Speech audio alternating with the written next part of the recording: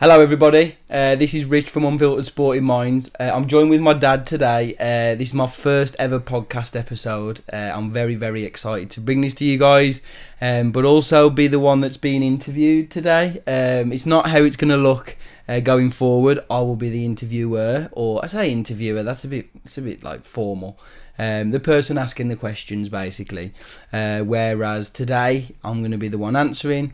And hopefully some answers are, some things that you guys would like to know, either about my business or about me, how I work as a sports psychologist. So, Dad, thank you very much for coming along today. No problem. No, appreciate it. It's a bit surreal having you here and being involved. So, thank you very much. I haven't come up with the questions today. My dad's come up with the questions. I've obviously spoken about a little bit about my business, so we can ask a little bit specific questions. But if you've got some questions for me, please fire away. I have. So apologies for calling Rich Richard, but that's what dads do. So anyway, Rich, let's start with something a bit basic and straightforward for you. Favourite football team? Favourite football team, West Bromwich Albion. A close second is Carlisle United, and third is Bilston Town. Yeah, I think where I come from and where you come from is a massive part of my identity.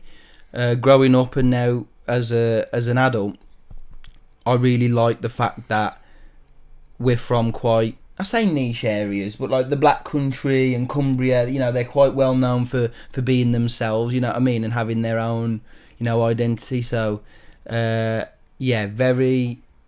It's not easy being fans of those teams, but it's easy to pick who those teams are, if that makes sense. Yeah, I can echo that, to be perfectly honest. So you got your teams.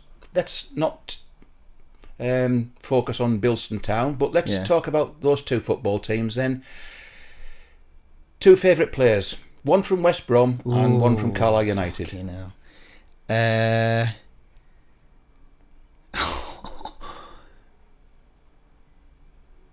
That is a good question. As you can see, I was not ready. West Brom, I'm gonna go for Zoltan Gira. It's got to be, hasn't it? It's got to be. Yeah, well... My first ever game at the Baggies, and he's nutted it in against Everton. Oh, unbelievable. We went with Uncle Jim, didn't we? And I took you to that one. Yeah, I remember you saying, when we went, before we got off from here, you said, you fancy going for a walk today? And I was thinking... Did I? 3 o'clock, yeah, 3 o'clock on a Saturday. I'm thinking, go for a walk. Oh. Bit weird, but I was like, can we take the football? And you were like, nah. And I was like, this is alarm bells now. So we walked to the tram station. Yeah, we'll just go uptown.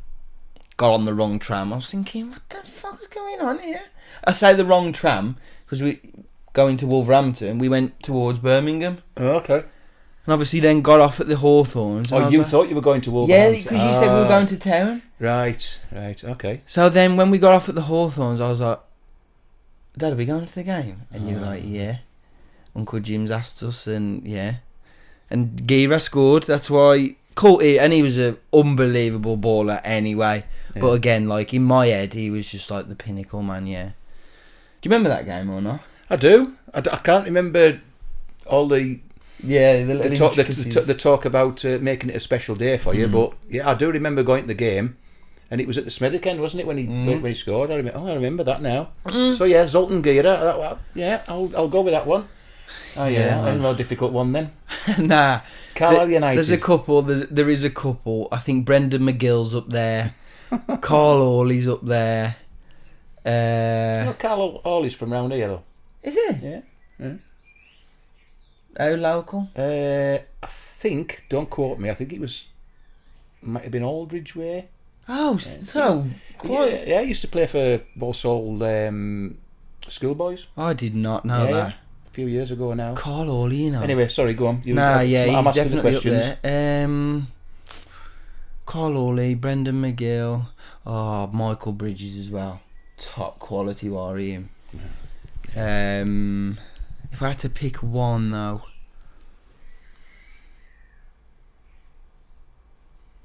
tell you who I'm going to pick. Chrissy Lumsden.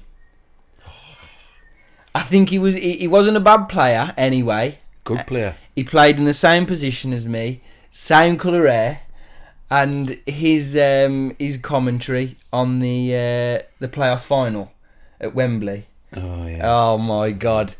He goes fucking raj. It's class. Yeah. Absolutely class. So yeah, for a multitude of reasons, Chris Lumsden.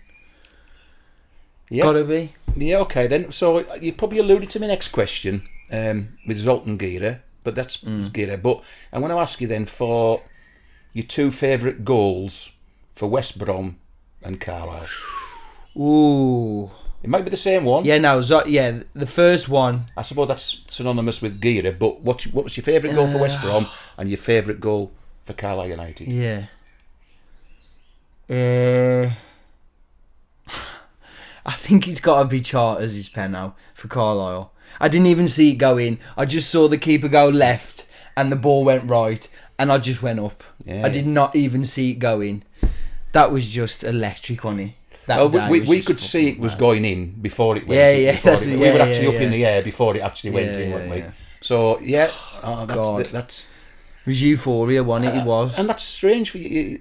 I suppose, favourite goal, that's not the best goal, as in, like 35 yards or 17 passes. I suppose that's an emotional thing more than anything. Like I say, it was the experience. The whole day was just made possible by that goal. And so for me, that is like the most... I'll never forget it. I really will never... And obviously Nunk was there with Charlie as well, which made it like... Family day out. Yeah. So, Okay, I'll go with that one then. So this might be more difficult for you. For the Baggies. Yeah. Favourite goal? This is a really West one. And again, it was the emotion that it invoked at the time. When we beat Tottenham 1-0 at home towards the end of the season. I think it was under Allardyce and he had 6 games left. And we beat Tottenham. And I remember thinking before the game, we're down. We're definitely down. We're not going to beat Tottenham today. We're down. And Jake Livermore scored in like the 90th... Oh, I remember that. 91st or second minute from a corner. And in that moment, Dad, as I'm celebrating, I'm like, oh my God, we're staying up. Like, this is it. And he didn't score many, did he? Nah. And again, like, I don't think he celebrated. I think he was injured. He like bundled it over the line and it just come off him last. But yeah, I remember grabbing Steve, going, we're fucking staying up. Obviously we didn't. But again, like in that moment, that goal, it just was like a beacon of hope. You know what I mean? That ended up killing us. You know what I mean? That's strange, isn't it? Because both of those goals that you've alluded to there are both emotional for you. Yeah. I'm that type of person, though, aren't I? You know what I mean? Like I enjoy like the technique in football. Like KDB, I think he's like the pinnacle at the moment. Oh yeah. Last couple of years, he's been unreal. But yeah, in terms of technique, then I remember Matthias Pereira. What a player he was as well. Technique he had was just ridiculous, wasn't it? So he'd probably be up there for another like favourite player. But not quite as good as Gira. Nah, okay. Not the Magic Maigar. So you're talking about your Lumsdens and your Carl Hawleys and this, that and the other. What would be your favourite... What's your favourite position? Like, on the pitch, I know you mentioned about midfielders, so I'm probably going to answer your own question. I think, and you could probably back this up, I think I was probably a better centre-half than I was holding midfielder, but I preferred playing holding midfielder. And I think nowadays, I would have been a perfect ball-playing centre-half. Like, being able to pick a pass, calm on the ball, but also defend first. Because I'm definitely not an attacker first. I could echo that. Yeah, but I can win it and then ping it or pass it to sort of a bit like Jakob, but like I say, in the centre half position, because I can win headers and stuff. So I would say nowadays, probably centre half, but my favourite position to play was just in front of the back four. Okay, then, so talking about you a little bit more, rather than what we've been talking about. As a player, what's your best memory of you as a player? And I remember I've been watching you since you were about 4 or 5 years old, playing up through till now. Yeah. Go on then. There's a difficult one, and there's a multitude of answers there. What was your best memory as a player?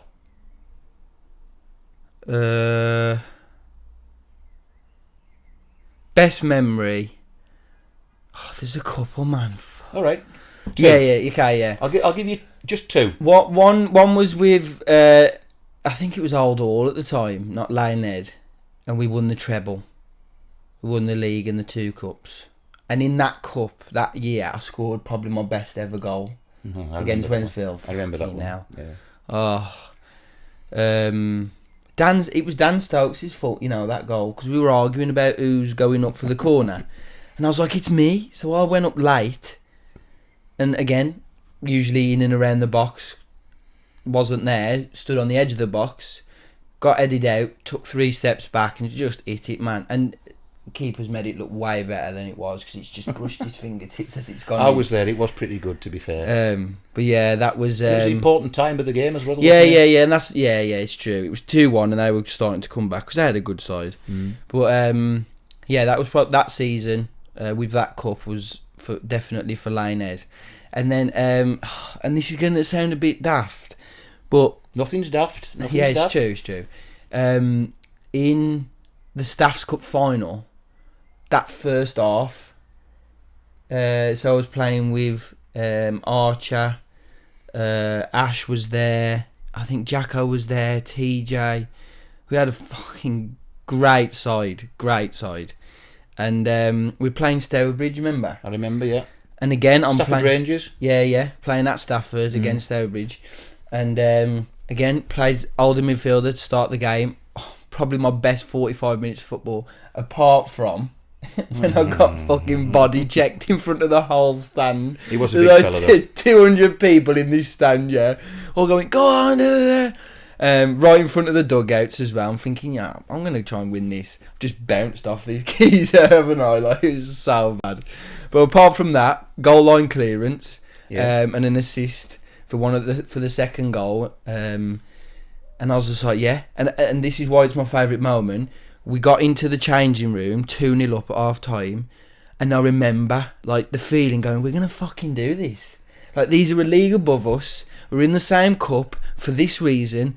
It's gonna be a massive upset. And then I think Bryn or Paul went off, and then I had to go in centre half, which then left gaps, and then we ended 4-2. But they had all players like released from Baggies and Blues and Villa and that, so they were fit. They were a much higher level, They were deserving of it. You equipped yourself pretty good there, to be fair. Yeah, and like I say, that first 45 and in the dressing room at half time, I remember thinking, fucking, this is it, man, we're gonna do it. And again, that's very, very vivid for me. Like, I can picture the dressing room and the massage bed.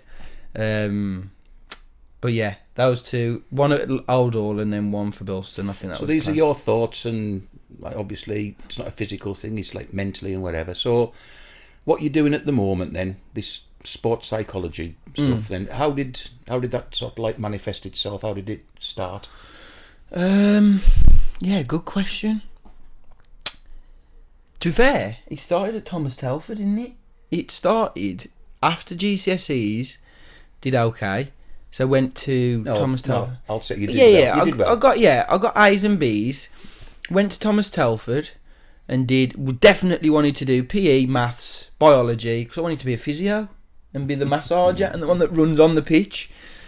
Found out you had to do biology and chemistry, so I was like, right, well, that ain't happening. So I need to just, placehold something as the 4th subject. I wanted to do Spanish, and I remember Miss Rethio at Thomas Telford, she was just like, you was there. She was like, you got to read newspapers, you got to watch films.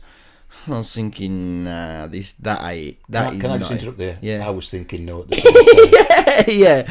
Well, this is what I mean. This is why I think, where the it originated from was you said, I think you'd enjoy psychology because just who I am. And so, again, I know I'm not asking the questions, but at that, do you remember saying that? I remember being in this room with 2 or 3 other people who were being interviewed, and I was well, obviously trying to support you as much as I can. Yeah, and I was thinking, what she's offering there is probably not ideal.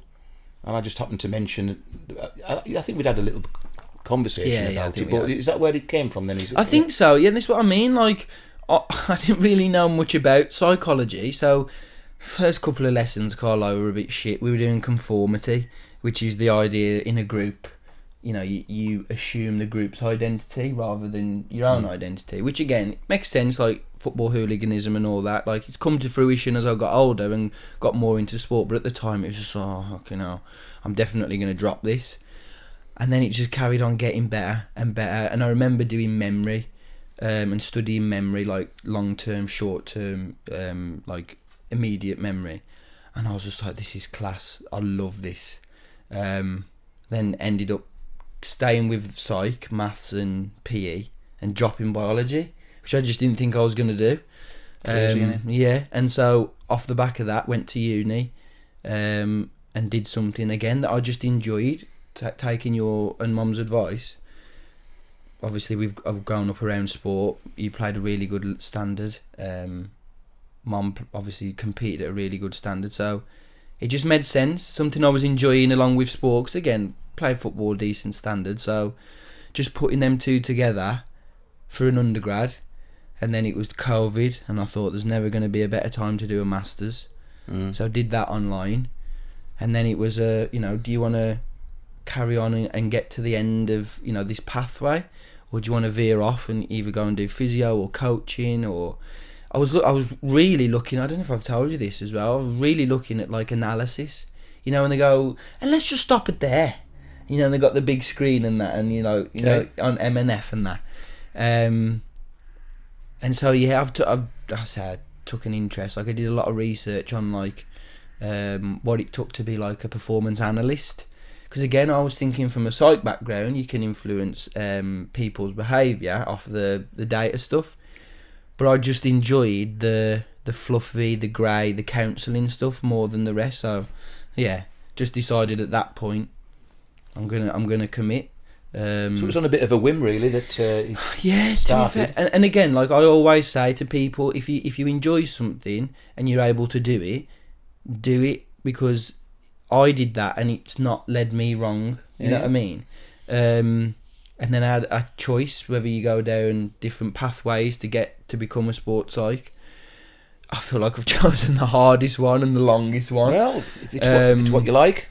But yeah. I wouldn't change it for sure, and like I say, for me, it originated at Thomas Telford. Like I say, maybe with yourself being like, I think you'll enjoy that. Yeah. So moving on from there, then. So what's your approach now towards sports psychology? I still use like cognitive science, like memory. So if I start to say to you a list of things, after about 9 things you'll start to like forget them. So when I'm working with people and we're doing pre-shot routines, I try to include way less than 9 things because they're going to start forgetting, so we do about 3 or 4. So I like to still use the scientific stuff and like the rules, or the like the parameters of the brain and the mind. So if I say like bend my thumb back more than that, like I can't, that's a rule of my body. Same with like my brain or the mind. There's rules of the mind, and if you understand those, you then use those within sport. So the way in which they've manifested for me is using CBT, cognitive behavioural therapy. Thank you for that. Yeah. Yeah.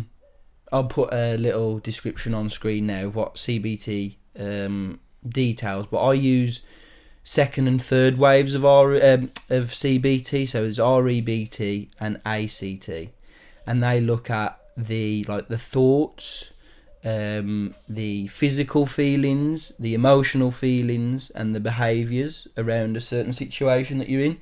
I think that's a really good way to like conceptualise stuff, especially for younger kids. And then when people are a bit older and a bit more self-aware, I like to use like counselling methods, existential counselling, person-centred counselling, because I believe in relationships. And again, maybe you've been an influence on me about this, but the way in which you can, I guess, relate to somebody, but get on with somebody. That's important, isn't it? Lays the foundation, for work that you might be able to do a bit further down the line, or, you know, challenge them in their mindset, which again is founded in REBT, like there's a dispute aspect. So I'd like to think I'm quite well-rounded in my toolbox. Like I say, I've got things that are quite tangible, and if people were to watch my sessions, they go, oh, you know, he's using active listening there, or, you know, Socratic questioning or whatever. And then there's also things I think that are always going on, but just in the background. So like ideas in existentialism are like seeing a setback as an opportunity. Okay, so, you know, I've missed that ball, for example, there.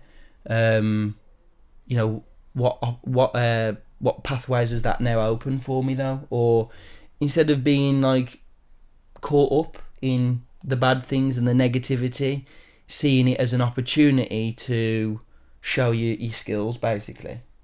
And I think that frees a lot of people from anxiety sometimes, because if you think, oh, if I do this in this way, this is going to happen.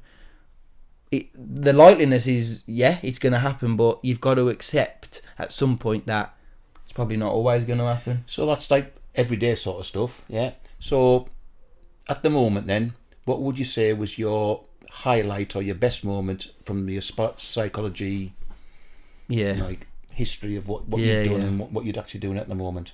Good one. It's probably 2 or 3, but can you name one that you'd say that was it?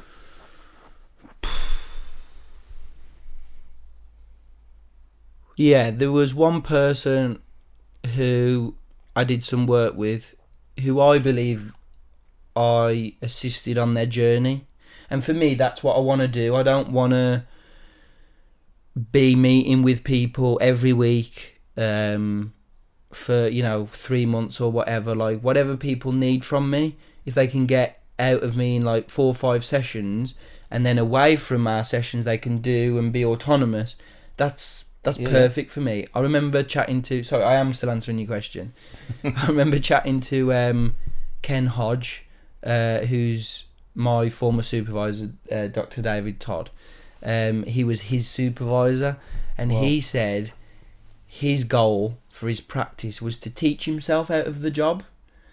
So the clients don't need themselves anymore. Oh, sorry, the clients can do it themselves and they don't need me anymore. Yeah. And that's always resonated with me, because I'm very much like that. Like, if I go and seek some advice, or I want to then go and be able to conceptualise it in my own way and do it without them. Working you out of a job. Yeah. Crazy. And so I think I managed to do that with this person who, in their respective field or respective sport, was looking to make the step from being semi-professional and not being paid to play and to practice, to becoming a professional and being, you know, sponsored to play, to practice.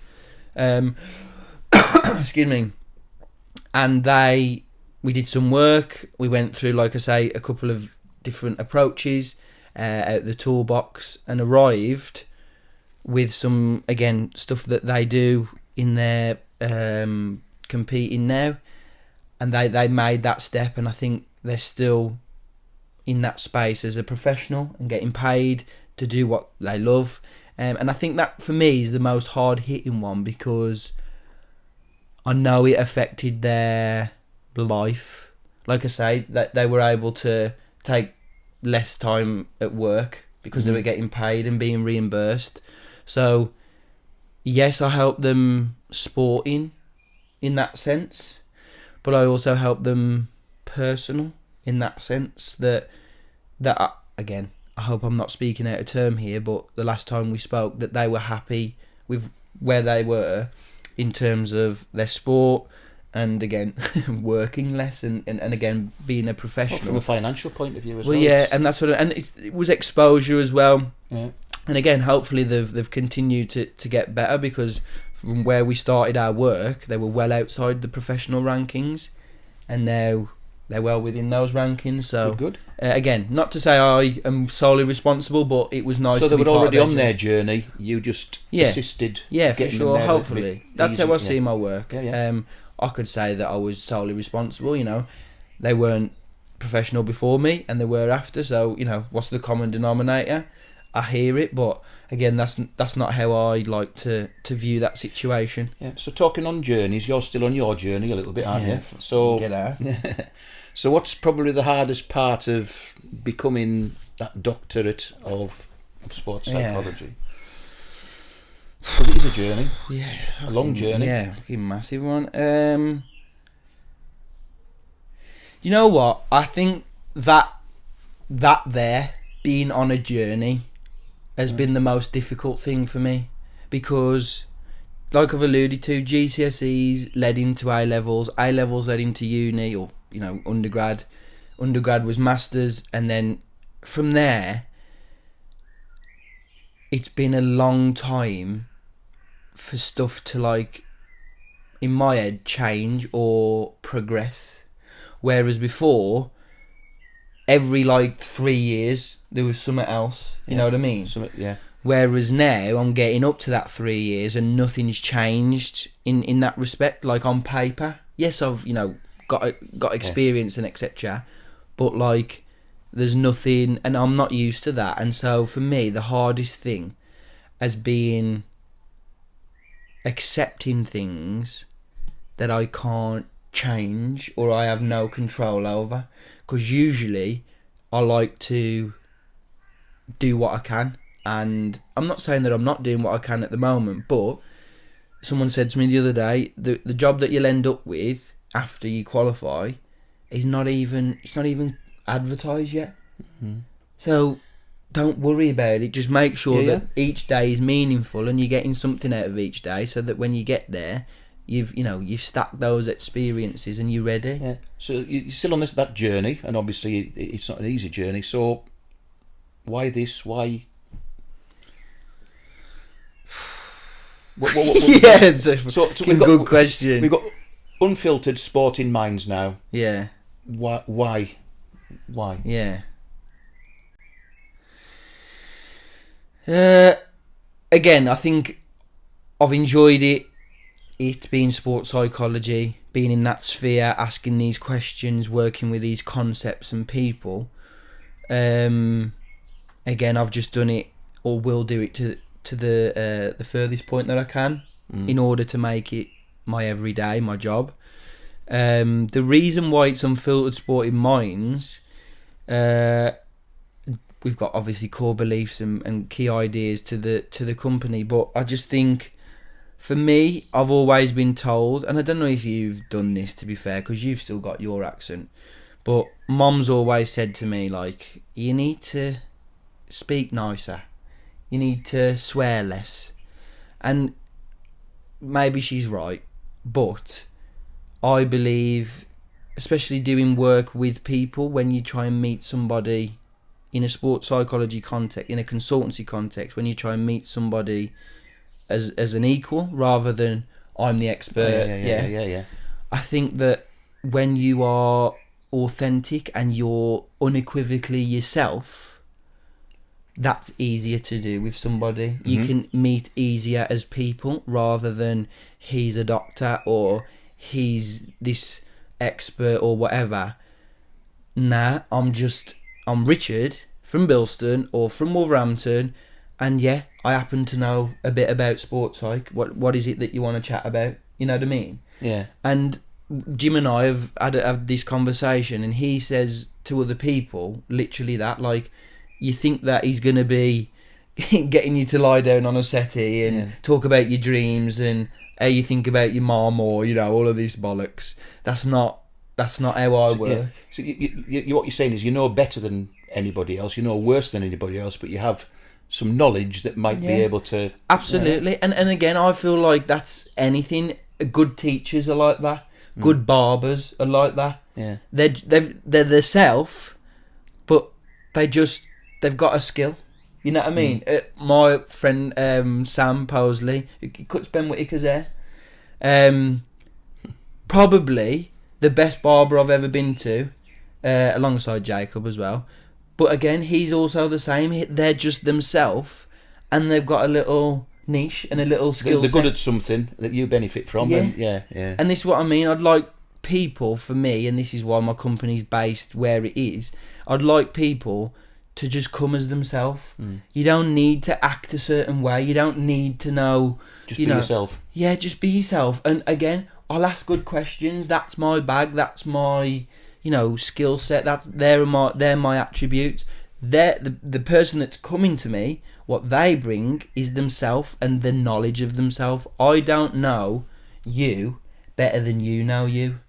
So I need a little bit from you to tell me what you think about this, how you know what I mean? Yeah. So then I can go, oh, this sounds like this, and then you go, okay, no, yeah, that makes sense, or I don't agree with that. Can we try something else? You know what I mean? Yeah. And I think, for me, the best way to bring that about is to be unfiltered. And again, that's maybe a bit of a harsh word, but I really wanted to get it across explicitly in the company's name that's what I want from people. That's what you're all about. Because again, that's what I expect from myself. If I expect it from other people, I can't then be closed off and, acting somebody that I'm not. Do you know what I mean? Practice what you preach. Absolutely. Yeah. So, why the podcast?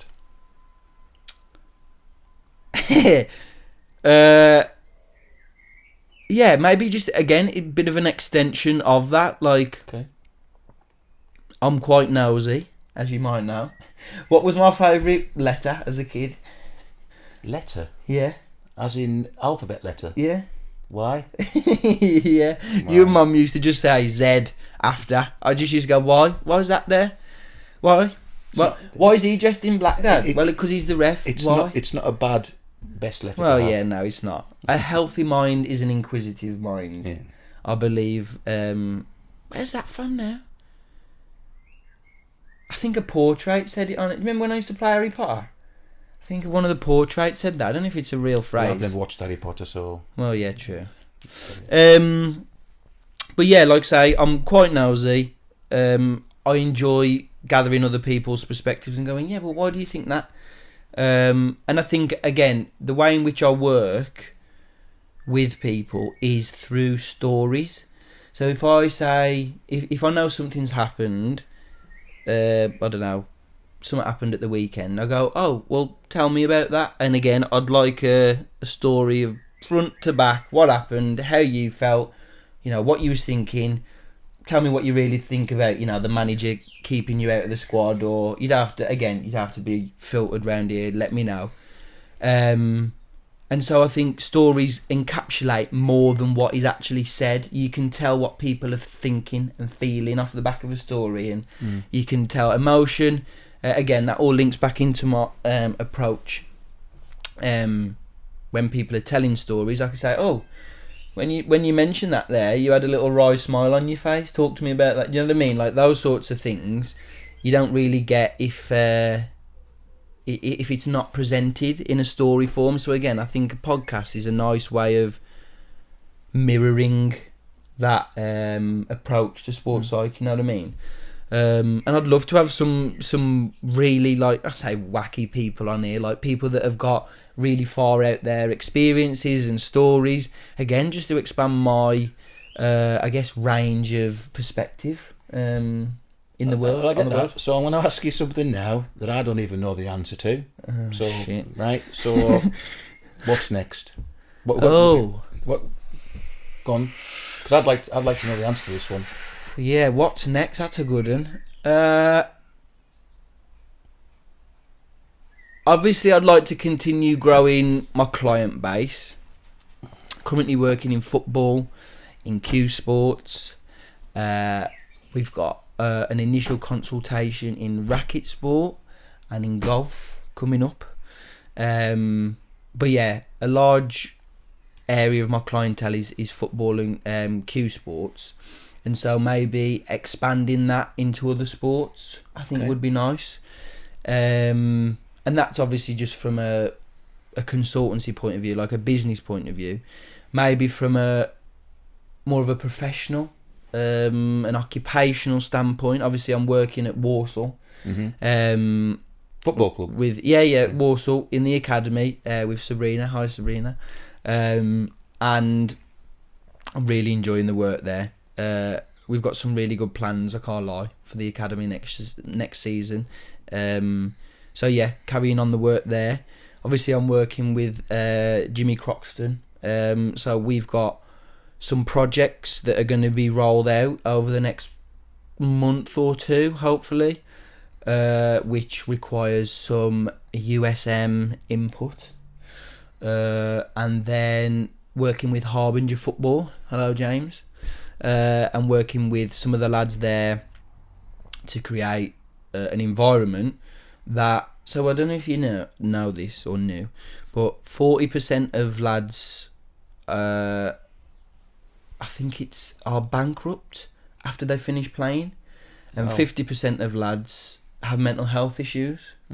And so James's vision for his agency aims to combat those two statistics. Yeah. So James has been really successful in running his own businesses. I think he's got a couple charities as well. So he will be assisting lads that sign with the agency through that. And then I will obviously be providing some support from the psychological aspect.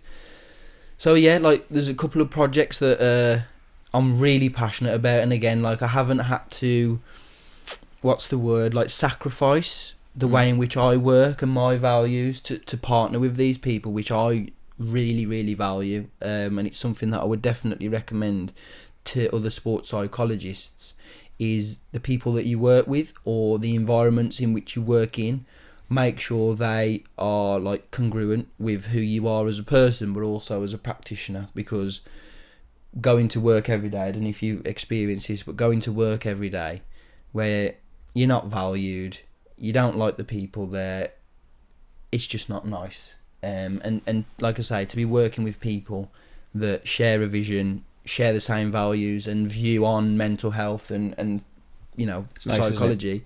Yeah, it's good. It's really nice. Positive. But the other thing that I've been thinking about recently is full-time work, working within an academy or working within a first team.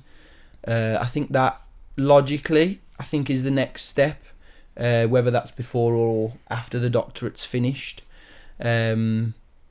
I've been very close, as you know, to a couple of roles recently. Really, really good roles as well. Really respectable, reputable clubs.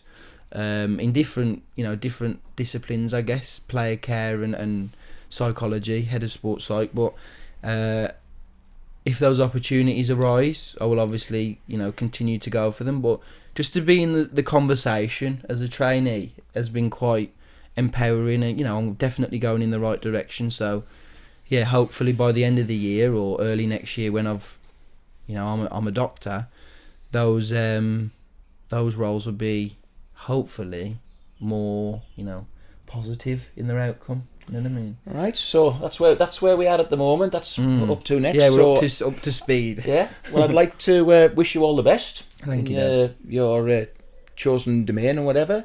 It's been very informative. I've learned quite a little bit about my son that I didn't know about. Nice. So I've enjoyed that. Good. And hope everybody else has enjoyed it as well. Yeah. No, appreciate it. All right then. No, thanks, Dad. All right then. Take care, son. Thank you very much. Love you. Love that, Dad.